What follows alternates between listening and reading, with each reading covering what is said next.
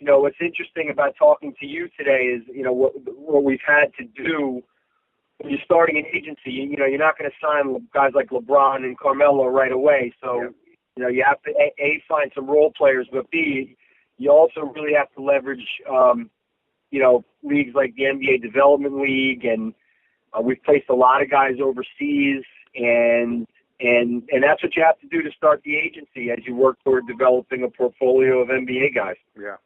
How helpful is it for you to have something like the Development League and Europe to place players? It's huge because, people don't realize, I think, how hard it is to get in the NBA. I mean, there's 400 spots or so, and when you think about how many kids are aspiring to get in, I mean, it's, if you make it, you're pretty good, and sometimes you're also a little bit lucky too. So, in the meantime, I'm a big believer in the NBA Development League and what they're doing in developing as a minor league for the NBA. And my strategy and my approach is to put kids in the D League that I believe have the ability to play in the NBA, right, and use that as a platform to prove it. And either they get in and they get called up, or at the same time they're raising their stock, and their ability to produce in that league is going to help them get a bigger price tag if they go over to Europe. Yeah. So, we've done a lot of placements in the D League, and we'll probably have 7 or 8 more kids in the upcoming D League draft, which I think is November 2nd.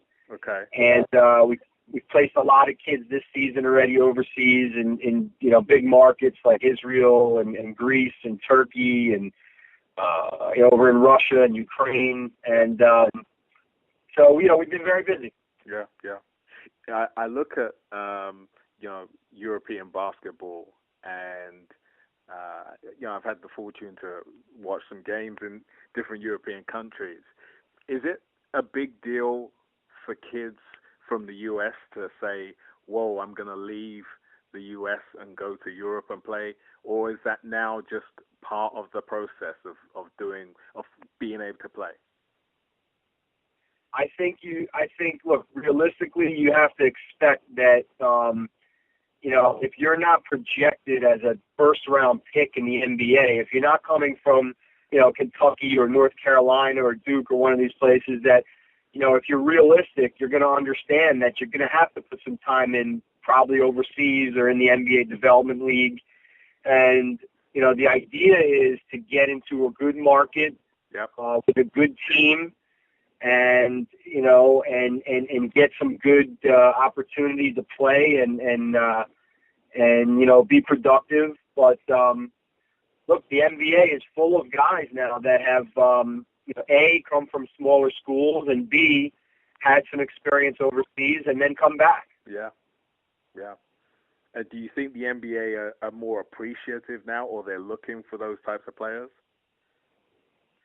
I think actually what's going to happen, I see the NBA expanding overseas. I mean, you see a lot more preseason games. I know the Celtics are out in Europe, and I think the Knicks, I believe the Knicks are playing in London at some point during the season. Okay. The Mavericks were in Germany and Spain. Yeah. And so I see that at some point, I mean, look, the sport is global. It's a huge, huge sport around the world. There's no reason why the NBA, shouldn't expand overseas. And I think when that happens, all of a sudden the level of, now it may take some time, but I see it becoming kind of like where, soccer, football, European football is. I mean, I think the sport is so popular. Once the NBA expands, it's really going to become more the norm. Right. And then getting back to your question, I think the NBA will be taking guys from all over the place because the level of competition is rising everywhere. Yeah. It seems to be quite common now with the players that they're taking from Europe are, maybe 25, 26. They've had some years of playing. and maturing, you know, as a man, and they're ready to play. Whereas, you know, I look at when you get a guy from college, it's nice. It's good if that person, like you say, is a first round pick. That's always great. But I think when you get that player that's got a couple years under their belt outside of college, I think they see things differently and may have a better business mind for the game. There's no question, both from a maturity perspective and also just, you know, from a physical perspective. I mean, if you look at the game, I mean, especially the way certain teams play, I mean, it's a very physical game. Yeah. And, you know, you have kids coming in the league. You used to have kids coming right out of high school, and you just look at physically their frames. I mean, that's, you know, they're athletic and they're, you know, they're gifted, but are they ready to compete physically? And a lot of times, you know, what would happen is teams would draft these kids, and